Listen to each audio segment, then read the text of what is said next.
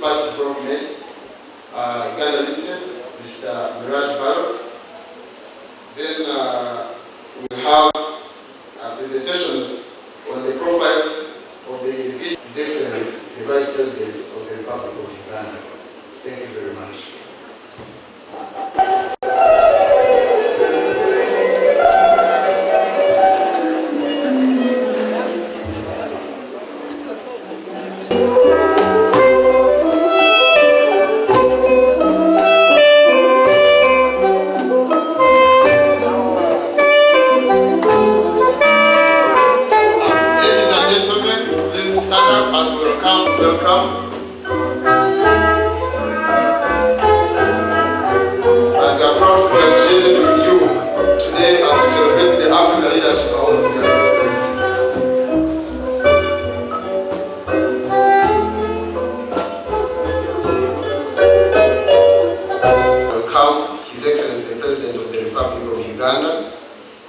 Function.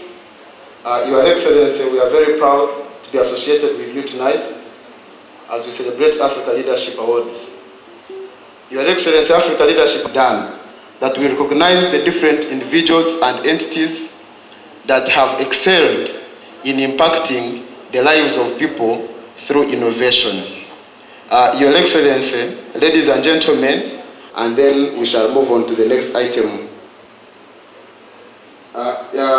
Having covered the first items on our agenda, Your Excellency, ladies and gentlemen, we are going to now listen to the proprietor of Tripartite Development, Uganda Limited. Ladies and gentlemen, I have the honor and privilege to invite Mr. Miraj Barot to come and give the keynote address. Thank you very much, Mr. Miraj Barot.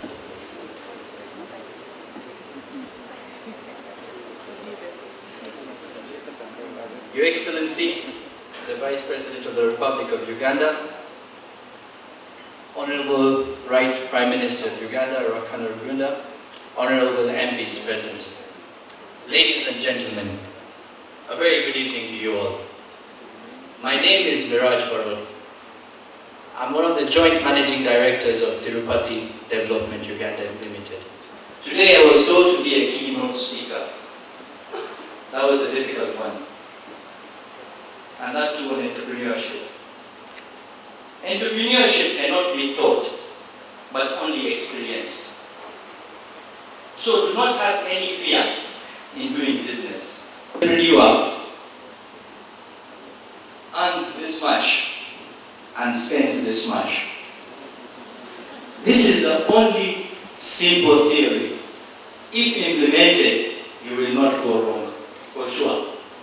Saving is the only success for a very good entrepreneur, and that too, our fellow youth.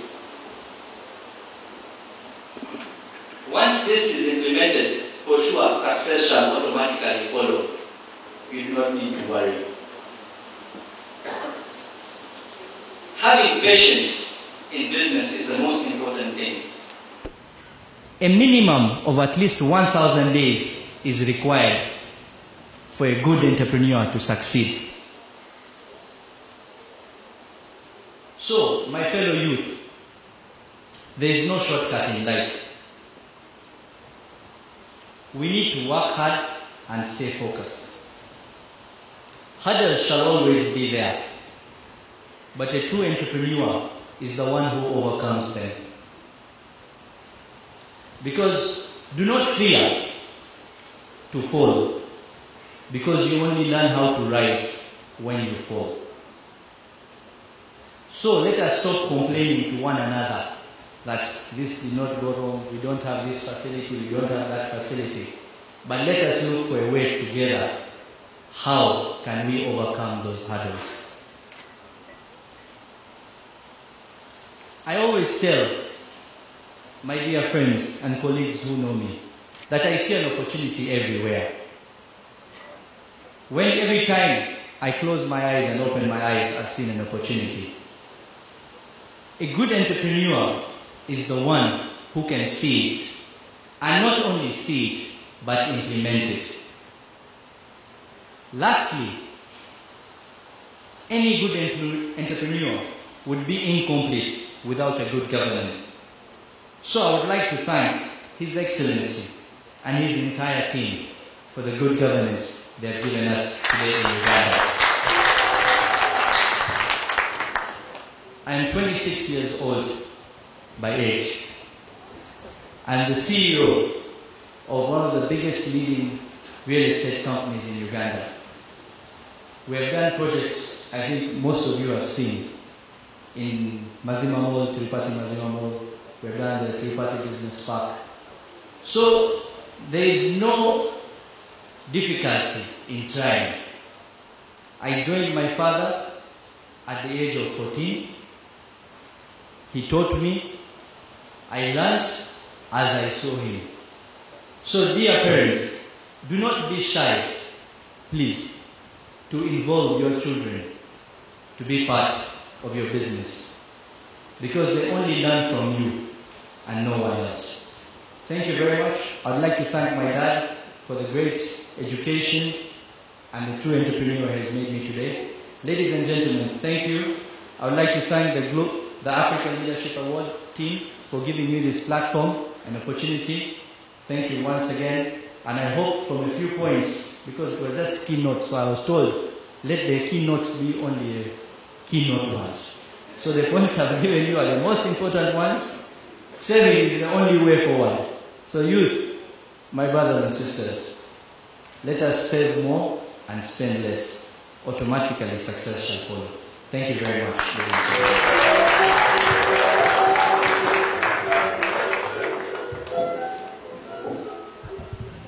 Thank you very much, Mr. Miraj Barot.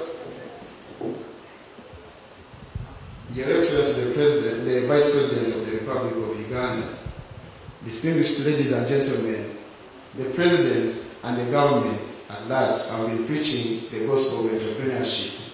Thank you very much, Mr. Miraj. We appreciate it.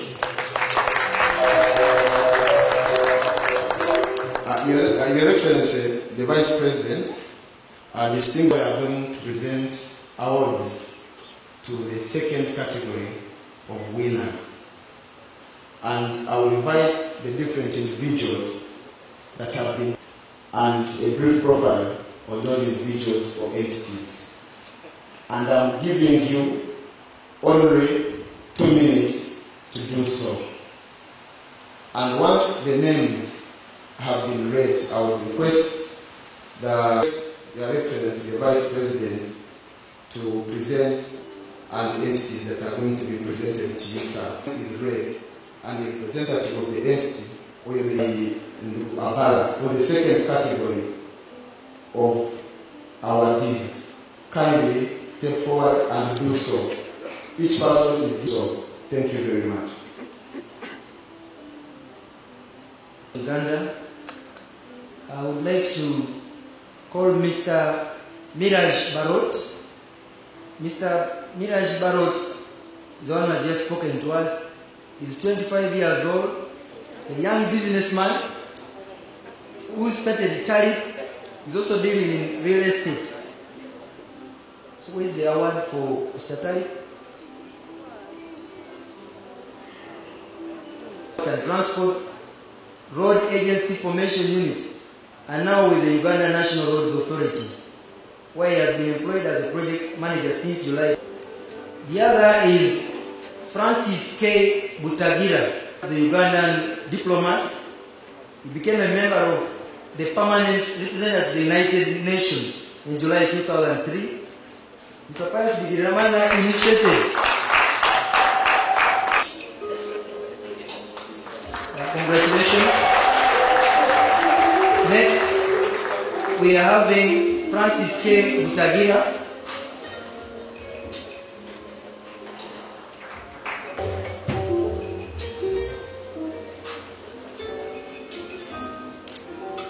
Then we have Engineer Chris Manindo, the civil engineer.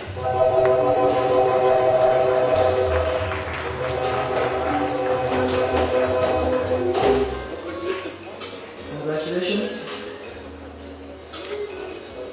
We have the Permanent Secretary, Minister of Gender, Mr. Pius Bigirimana.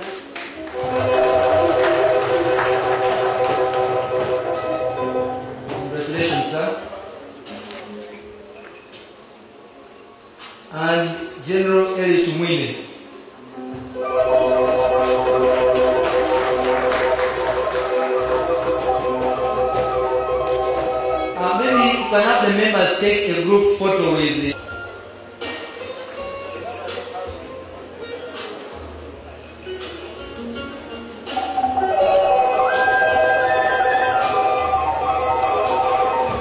Your Excellency, distinguished ladies and gentlemen, allow me to invite another person to read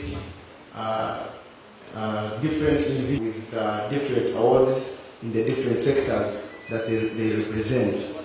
And I will request Mr. Hamada Pinto to come and do so, and kindly in a very short and precise time, 2 minutes, and make sure you make mention of the sectors from which these individuals. The Vice President of the Republic of Uganda, I am happy to give a brief profile of the individuals and companies that are company, and it is under the category of construction. It is a construction company located in Kawempe, founded in 1879. It provides technical services generally in construction disciplines. Its aim is to ease the inflow of technology into Uganda by supplying state-of-the-art technology to both Five Tourism Club. Big Five. Big Five Tourism Club is a community-based organization. It started as a student community organization in 2000. Now Big Five boasts of the affiliation to do safaris and started by the youth. It is tiered. And the last category is media, and the individual is the old man of the clan, Andrew Mwenda. Andrew Mwenda is the most known youthful journalist in Uganda. He is the founder and owner of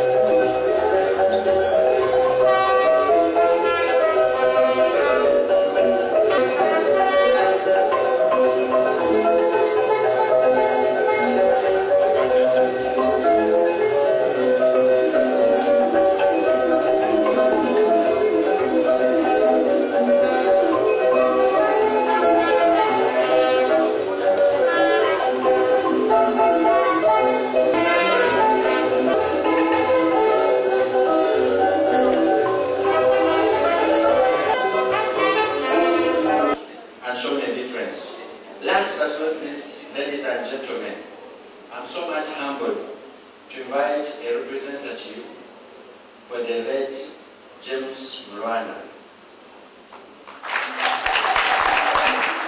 For example, 1967, he founded Uganda Batteries, 1970, Toothbrush Factory, 1988, Jessa Mixed Farm, distinguished personalities. Thank you.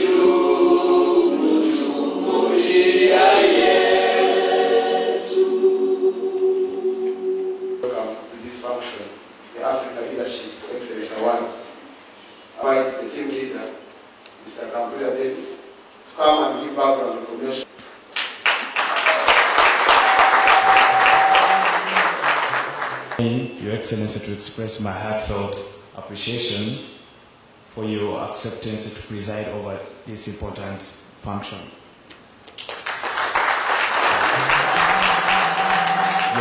Your presence here is a manifestation of your support for new initiative, new innovation, and good leadership for the development of our country and our continent at large. Leadership awards were initiated in order to appreciate and recognize good leadership in Uganda and also Africa at large, which you are aware has been a scarce commodity. One of the reasons why Africa has lagged behind in many aspects of development has been poor leadership. This initiative, therefore, intends to promote good leadership in all aspects of life. What is unique with this particular initiative is the fact that young people are the ones at the forefront of recognizing those who have excelled. Your Excellency, at this juncture, allow me to thank you for your selfless leadership and enormous sacrifice you have taken to ensure good governance in this country. You have exhibited leadership both at national and continental level in areas of security, Pan-Africanism, infrastructure development, fighting global terrorism, as well as prosperity of the African people. It has also made tremendous progress in fight against HIV, Ebola, and other diseases. In addition to that, Uganda has also provided leadership in the Great Lakes and East Africa region in many aspects of socio-economic development. And as young people, we are all proud of this development. Your Excellency, we have got youth from different countries here. I can see youth from Southern Sudan. Please stand up for recognition. Your Excellency, we also have youth leaders and student leaders from Kenya. I think Kenya. Yeah. And we also have youth leaders from Rwanda. I think it's Rwanda. Your Excellency, we also have youth from Burundi. Most of them have Burundi, yes. Yeah, so Your Excellency, most of have played our role in mobilizing the young people in all the districts of Uganda to play their part in our country's development. The youth have been advised to engage in productive activities in the fields of agriculture, vocational training, and other productive sectors of the economy. I wish to recognize and thank our international delegates who have come from various parts of the country to this great occasion. I also wish to thank members of the business community, individuals, organizations that have contributed towards the success of this event. I think maybe we can also stand for recognition. Please, I think Case Clinic, I mean Case Hospital, Mr. Kato Sebari, yeah. Your Excellency, Mr. Kato Sebari, I must also confess to you that his countries, and I must say that Kato Sebari has been so supportive, and most of the team, and also they also requesting that you should also be our patron, and has also been guiding us in different things. So, Mr. Kato Sebari, we appreciate that. Your Excellency, in conclusion, I wish to appeal to you for your support to ensure that the initiative is disseminated at all levels. We also wish to promise you for your continuous support in endeavors of fighting poverty, bad leadership, and other bankrupt ideology. Long live Uganda. Long live Your Excellency. Maybe Your Excellency will recognize the organizing committee that I've been working with. Please stand up for recognition. Gaddafi and the rest. Yeah. The team themselves have been working with to put this thing together.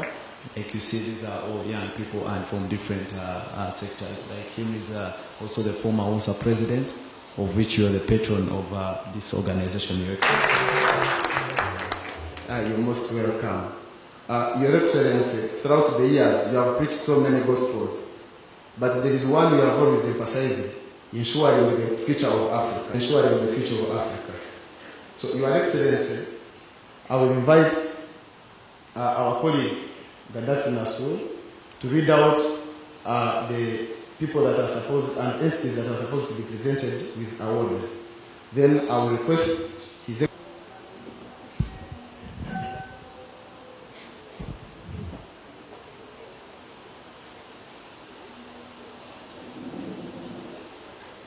Your Excellency, the President of the Republic of Uganda,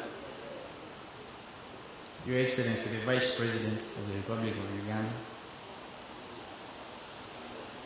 the Minister of State for Youth, our distinguished guests present today, Your Excellency, my name is Gaddafi Nasur, and I've been part of the organizing committee for these awards. While I was in Makerere University, maybe to start with, Your Excellency, I rose through the ranks from a recruit to a general.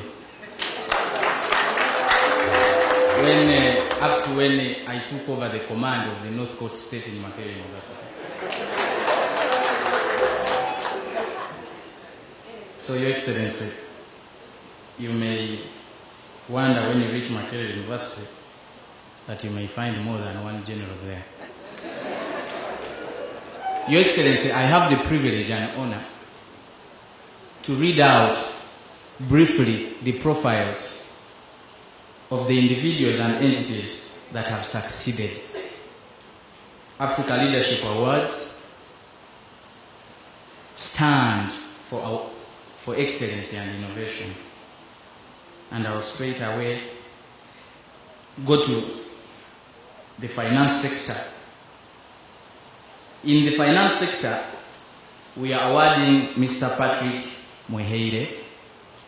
Mr. Patrick Mweheire is an executive director of Stanbic Bank Uganda. He has more than 15 years of investment banking experience, 8 years of which were spent at Merrill Lynch and Company, New York, where he worked as a director of investment banking. I think I'll read out the profiles, then Your Excellency, you will come and present the awards at the same time. Secondly, in the agriculture sector, Your Excellency, you are very passionate about the agriculture sector in this country.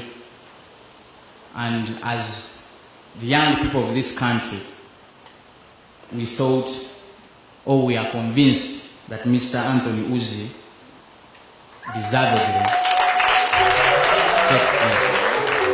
Mr. Anthony Uzi was born on the 28th February 1958.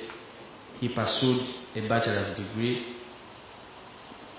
in science, majoring in economics from UK, had a postgraduate diploma, business computing in the UK, and did an MBA majoring in finance in the United States of America. He did internship from University of London, worked with the International Institute of Wisconsin, USA as a financial advisor, and also worked for American Express in the United States. Your Excellency, Mr. Uzi is the leading producer and supplier of sugarcane in Uganda to Chinyara Sugar Limited. He is also in consultation with the National Agriculture Advisory Services Secretariat to supply cocoa seedlings and banana suckers of about 6,000 farmers during next season, 2015. Your Excellency, we can proudly mention to you that your recent change in the leadership of NADS from the civilians to the military shall be supported by innovative people like Anthony Uzi. He has a message that he always sends, that commercial agriculture is the way. Think big and go commercial agriculture. Whatever produce you decide on, you can't go wrong. That's Mr. Anthony Uzi for you. Then in the energy sector, Your Excellency. Before I came here, I was told to refer to Engineer Fred Kalisa Kabagambe as Engineer Lord, that he was given that title by the Omukama of Nyoro. Engineer Lord Fred Kabagambe Kalisa is the Permanent Secretary of the Ministry of Energy and Mineral Development. Engineer Lord Kabagambe Kalisa has served as the Permanent Secretary of the Ministry of Energy and Mineral Resources since 1998. He is responsible for overseeing the organization and operations of the ministry, as well as advising the serving minister on the role of the ministry in one way or another. And we are awarding Case Hospital care of Dr. A.K. Sebale.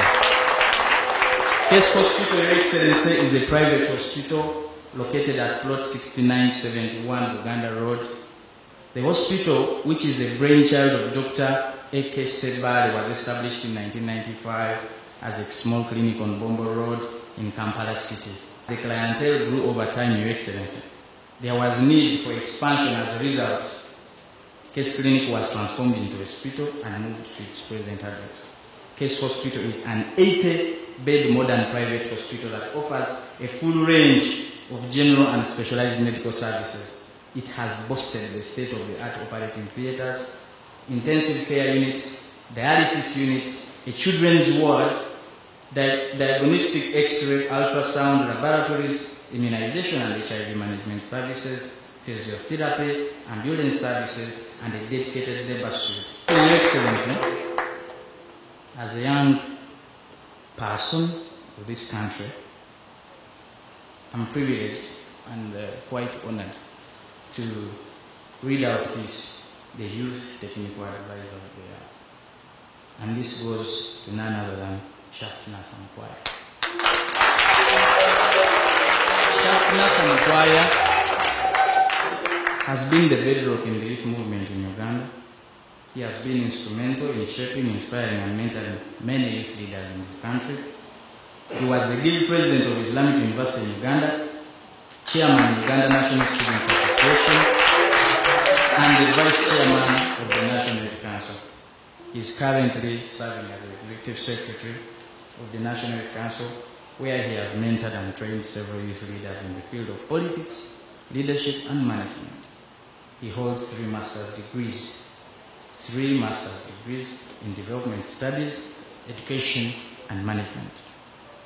Your Excellency, Shaftina Samkwaya serves in the Ministry of Gender, Labour and Social Development. Mr. Pius Bigirimana designed what we think is the best program we've ever seen for the youth of this country, and that's the Youth Livelihood Program. Before you came, Your Excellency, he received an award, being recognized for the good works that he has rendered to this country. Thank you, Mr. Pius Bigirimana. I think, Your Excellency,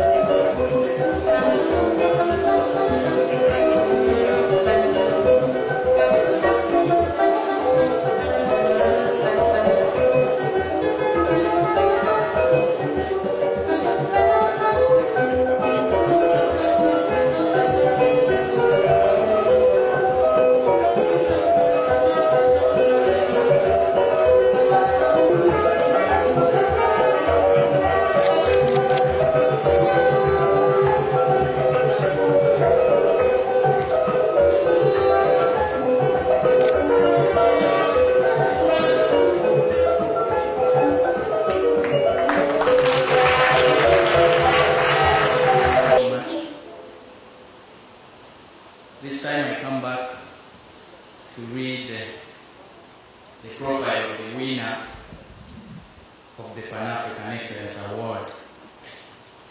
This Pan-African Excellence Award is presented to His Excellency General Yoweri Kaguta Museveni in recognition of his outstanding contribution towards the socio-economic transformation of Uganda, East Africa, and the world.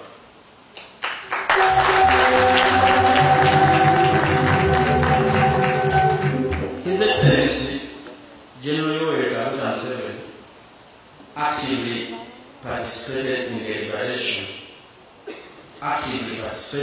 the liberation of Mozambique, Uganda, Rwanda, Burundi, the Democratic Republic of Congo, the Republic of South Sudan, and Somalia.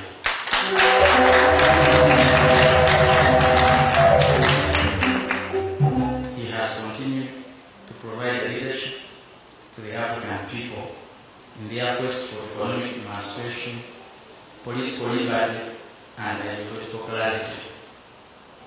Ladies and gentlemen, I have the honor and privilege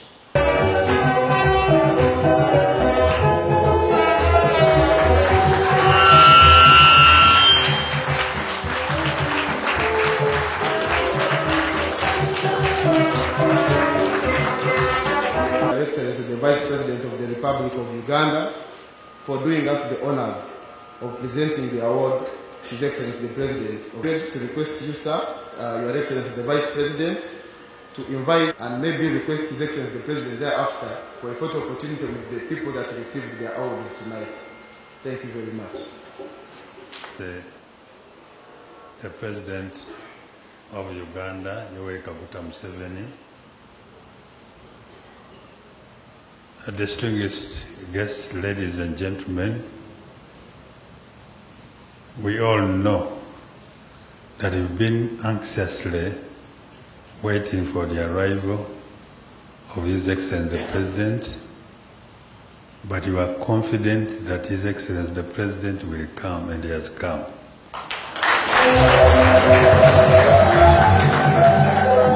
And we thank him for finding time to grace this occasion.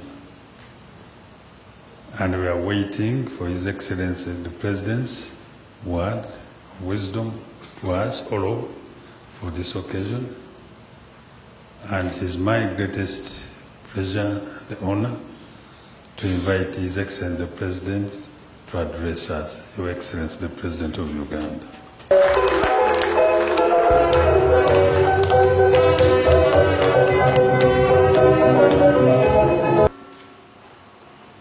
Honorable Edward Sekandi Kiwanuka, the ministers who are here, the organizers of the African Leadership Forum, and all of you who are here. In the modern world, there are two important words which you could remember. One word is prosperity. We are talking about this afternoon where we were. How can people, homes, businesses, professions become prosperous? What factors do they need to do that?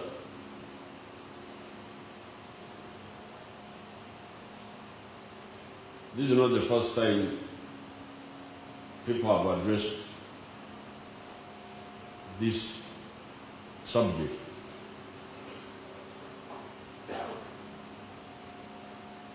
I'll give two examples. One example was in France in 89, when there was a revolution there.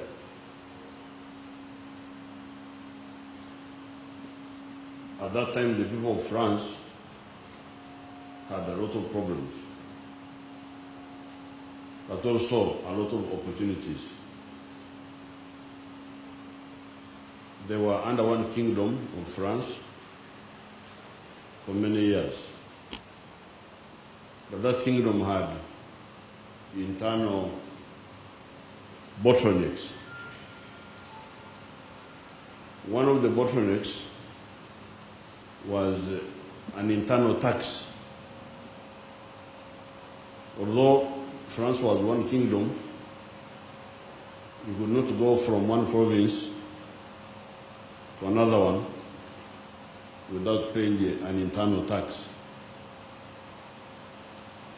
And that made business difficult. To go with the product from Brittany to Burgundy, there are different provinces of France. You have to pay a tax every time you crossed a provincial boundary.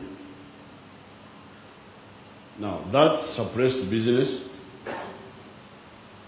which was the interest of the middle class. The middle class at that time were called the bourgeoisie. Now, those bourgeoisie were the capitalists who wanted to grow their businesses. But because of that irrationality, business was not growing as they wanted it to. The other social groups had their own issues also. The working class, the peasants, they had their issues. So that's how, those were some of the factors that caused the French Revolution. Now, once the revolution succeeded, those internal barriers were removed, and business was able to flow from one end of the country to the other end. There were other reforms, like the land reform, emancipating the peasants from serfdom to the feudalists. That was also was good for the peasants. So after the removal of those internal bottlenecks, France entered the modern world and became a modern country. Although it had problems still, but there were problems of a new type. There were problems of a modern France rather than problems of a feudal pre-capitalist France. Now that's one example. The other example is Germany. That country which they call Germany now was not one country until 1871.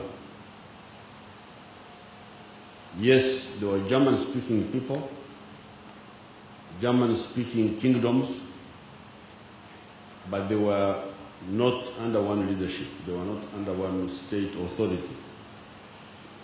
There were up to 39 kingdoms. Prussia, Bavaria, Saxony, and so on. Now again, the problem of prosperity.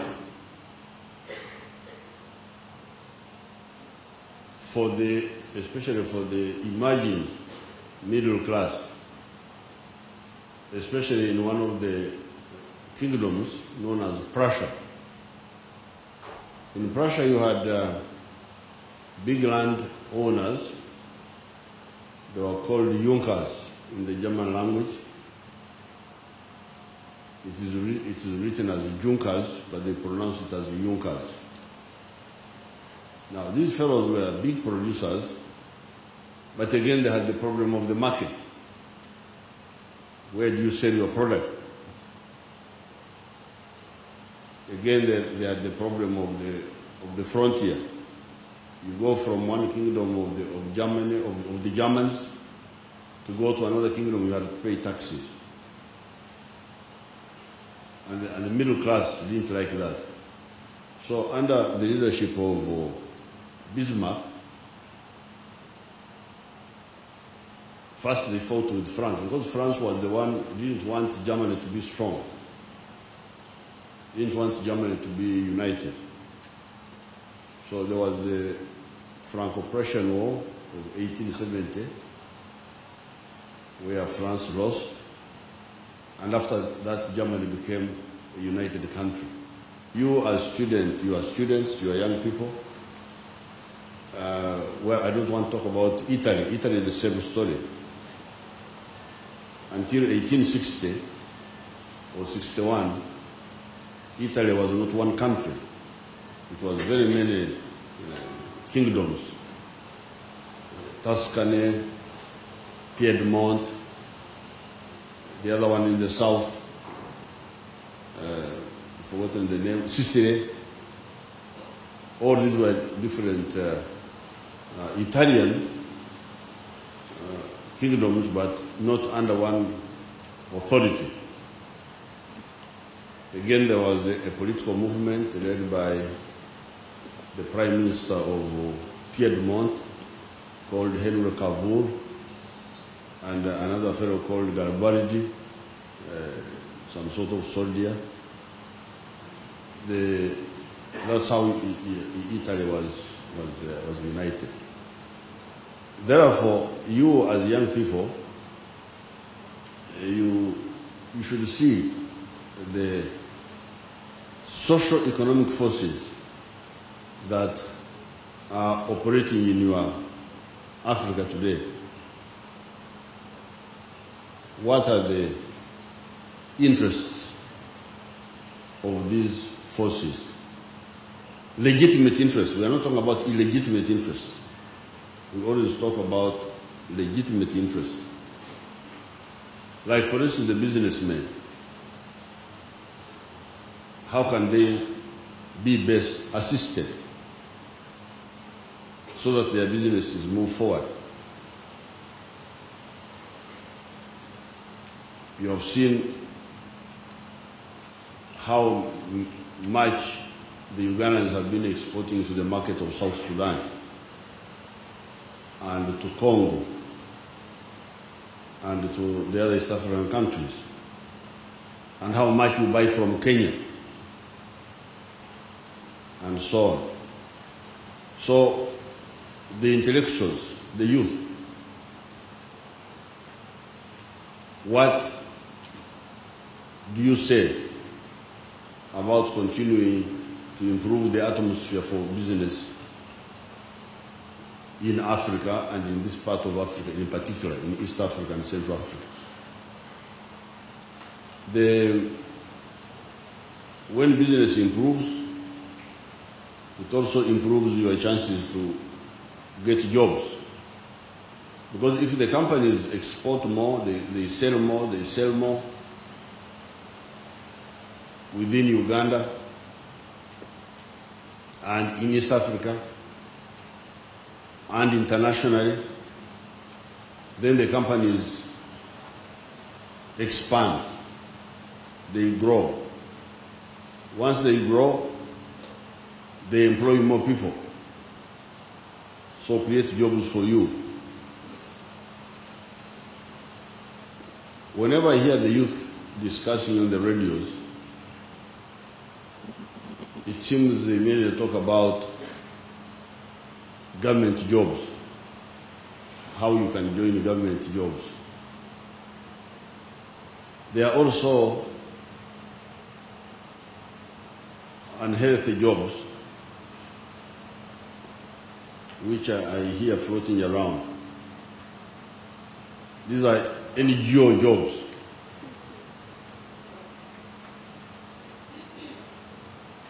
Promotion of hair, promotion of wind, promotion But those are not productive. When you have an NGO, how many potatoes are you producing? It is promotion that you are just talking about this, talking about that. That's very dangerous. And that NGO is encouraged by these Western countries. They come here, fund this group, fund this group. That's the money which is floating around, but not coming from production. Production of wealth. Agriculture is production. I can show you how many bags of potatoes I have produced. Industry, manufacturing, that's production. Services, a hotel like this one, this is production. ICT, that is production. Wealth, you are adding to the wealth of goods or services. Now, NGO, what is it?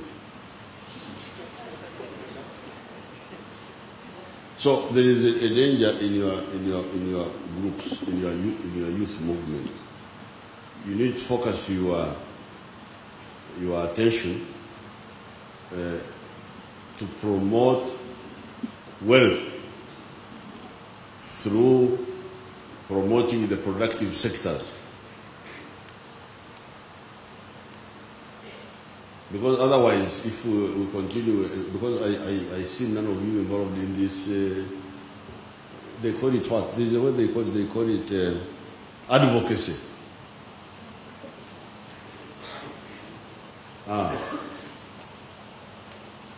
You are advocating for what?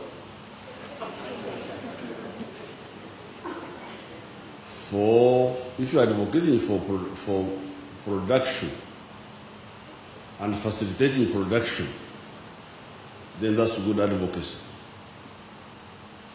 If, for instance, you are advocating for free trade, let's remove the barriers so that people can sell their products.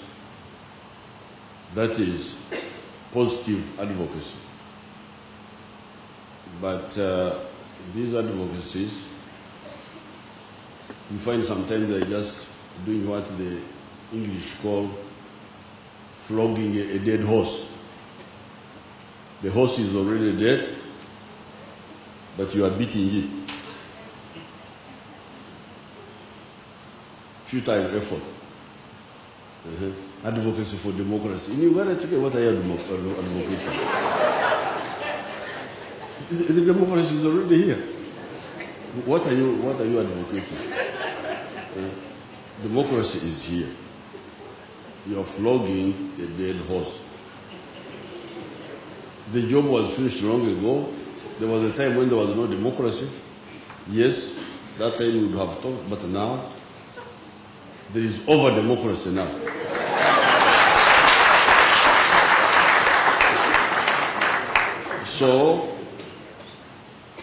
So therefore, it is very important that, because the youth have got a lot of energy, but in the army we talk of missiles. Missiles can be guided or unguided. So, what sort of missile are you? Are you a guided one or an unguided missile? I would like you to be guided missiles, to really contribute to the creation of wealth. I find Africans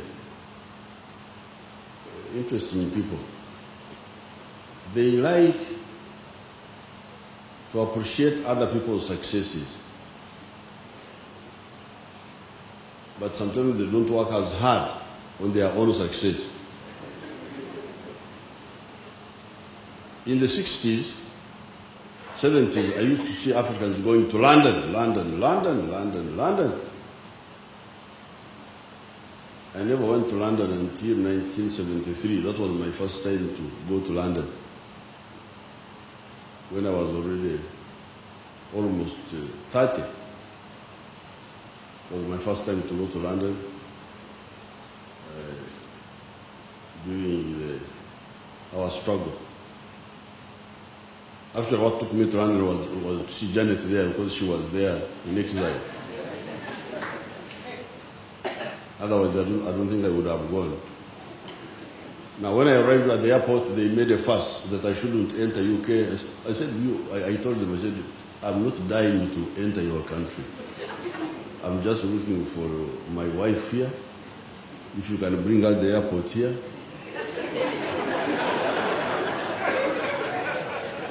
So if you think I'm really interested in it, because I have not seen any country which is as beautiful as Uganda. I haven't seen it.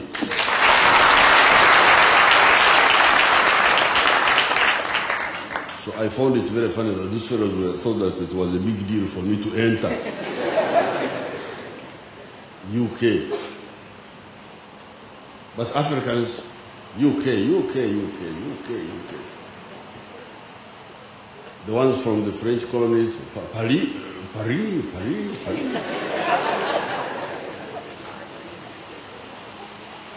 Now, by the time we came from Tanzania, from when we were fighting Amin, I found a new craze now.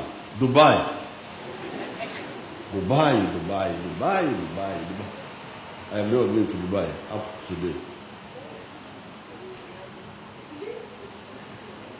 I've never been to Dubai. Now there's a new craze, China.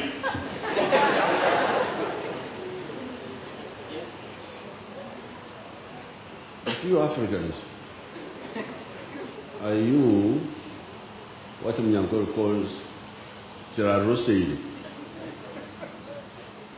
That was a Mnyankore pejorative word for somebody who is an opportunist. Chirarosei meant that when somebody would be, in those days people were walking on foot, traveling on foot, long distance travel. And then when somebody would be passing by the home and he hears people grinding millet on the Rubengo, then he knows they are going to cook millet. So instead of continuing with his journey, he says, I think I should spend the night here. It's already too late. Somebody has interrupted his journey because he has found people preparing food. So please, the youth, let's develop Africa. Africa is the richest continent, especially this part of Africa. Here, our part.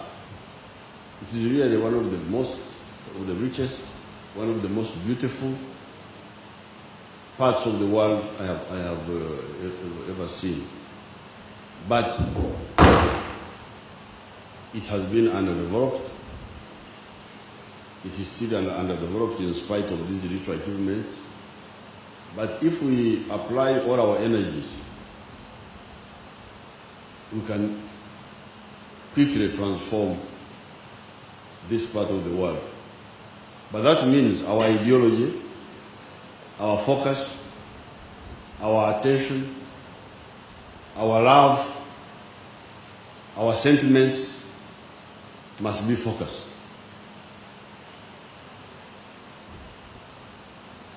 With the consensus that a developed and modernized Africa,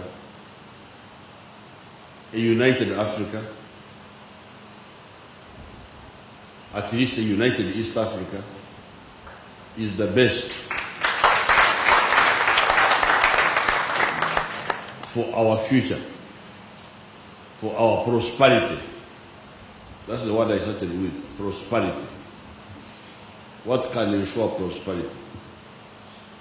That integration is the one which can ensure prosperity. The other word I mentioned, security. How can we be secure in a strategic sense?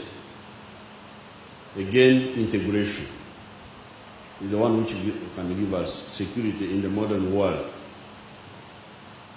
the world of giants. How will Uganda be able to guarantee its future alone when it is faced with all these huge countries, United States, Russia, China, India? How shall we be able to guarantee our future? The European countries are declining. Those are not a problem. But new countries are coming up, new forces. How shall we ensure our prosperity and our security? These are the subjects you should think about as leaders. I thank you very much for organizing this forum, and that this forum can be used to delve into these issues of the future of Africa, of the future of the people of Africa, of the youth. I normally hear people talking about the youth. The youth, the youth, the youth, the youth. Well, I have said before that that is biology. Say you are youth, that is biology. But you can be youth biologically, but archaic ideologically.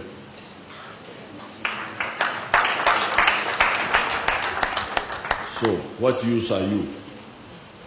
If you are young biologically, but old intellectually, ideologically, what use are you? And you can be young, but with discordant ideas. If I am young and I am preaching tribalism,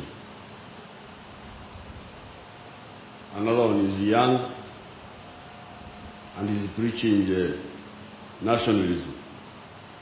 So, what then is in the youngness? I think for the youth to be useful to Africa, they must not only be young, they must also sort out the issue of the way forward, the future. And you need a coherent outlook. This is what we call eclecticism in philosophy, where you find somebody, you pick something here, you pick another there, no cohesion, just mixed grill. Mixed grill is good in a restaurant, but in thinking it's not a good idea to have mixed grill. Parochialism with Pan-Africanism, with cosmopolitanism, they may not easily cohabit, those ideas. So it's important to you as a youth to address the issue of ideology whenever you meet, like you are doing now, in your study groups. What we did in the 60s, we formed study groups. These subjects of society are not so easy. They need to be studied in depth. Study the evolution of society. Just the other day, I was reading a book called The Peopling of Africa, how Africa was peopled, how the people came to live in Africa. Those subjects are very important for you to study. The evolution of society, what factors promoted. For instance, why was there more population in the savannah than in the forests. Because even today, some of the forest countries, you find they have got very small populations. Like Congo. Congo is a very huge country, almost the same size as India. But up to today, the population of Congo is much less than India or East Africa. There are reasons for that. So these study groups would help you, and I would be happy to be associated with those study groups, so that really we don't go on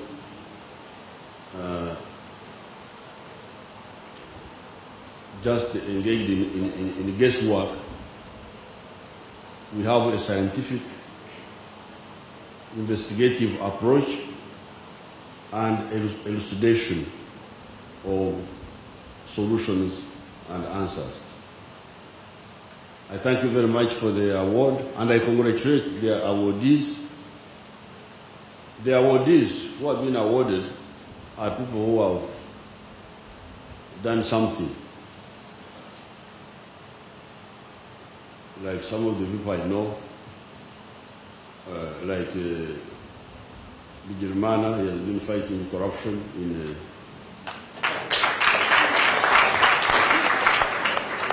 the Prime Minister's office.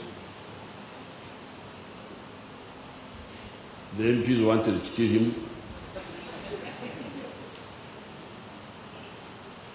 Like the Jews wanted to kill Jesus. But the difference was that I was not like Pontius Pilate. Because Pontius Pilate, you know, he was really an opportunist, that gentleman. When the Jews wanted to kill Jesus, he said, but I don't see the case against this man. Then they insisted, he said, no, you kill him, you kill him. Then for him, he said, okay, you bring water. I wash, you kill him, but his blood is on you, not on me. But in my case, I said, no, I don't see the strong, why this man should be killed. So, what I did, I said, okay, if you didn't want him in the Prime Minister's office, let me put him in the Ministry of Women and Youth and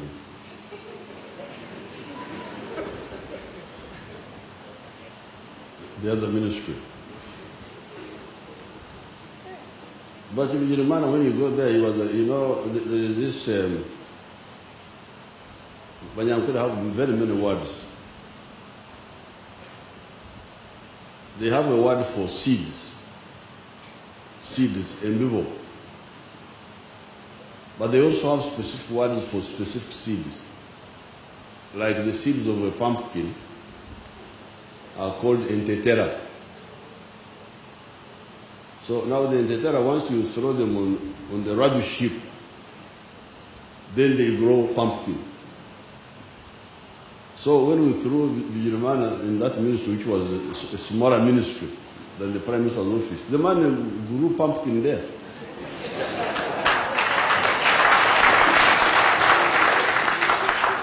That's why these youth are happy with him, life support and so on.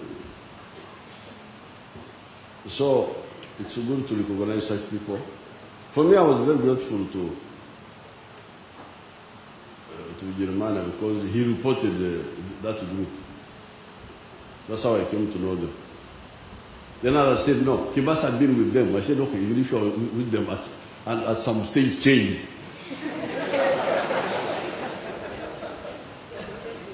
I welcome him because people are just emotional. They are not rational. Now, Kama Gambe Kanisa is one of the people who could learn quickly, because when we had just come in the government,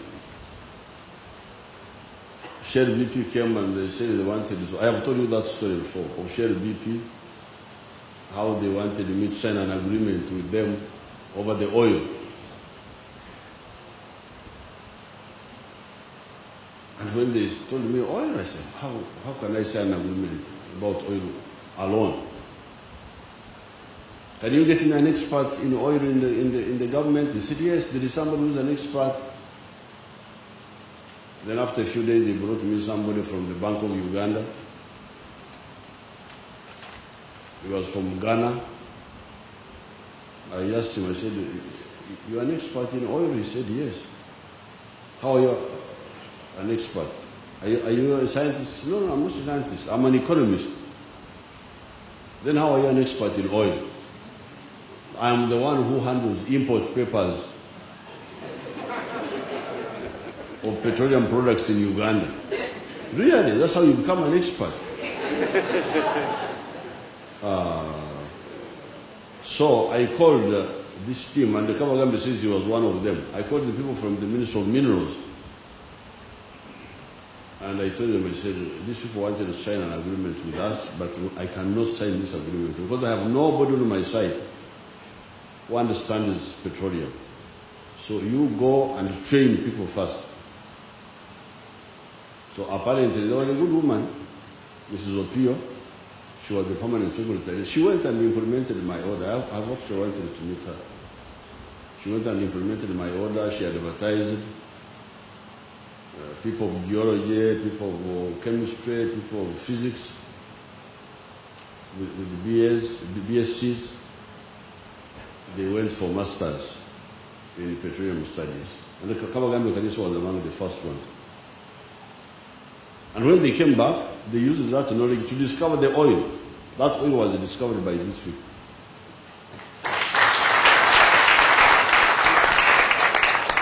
It was not discovered by these companies. The companies came when the oil was already discovered, but we wanted to be sure about the quantities and so on. That's how the quantity they came in. So recognizing such people is good, because the Waganda say, "Entasima, evulajiwa." So I thank you very much. Congratulate those who have got to be. I thank you for awarding me as somebody who has done something. And I congratulate those who have been awarded, and I encourage you to continue with your work. Allow me to go, not wait for the national anthems. The VP will do that for you. Thank you very much.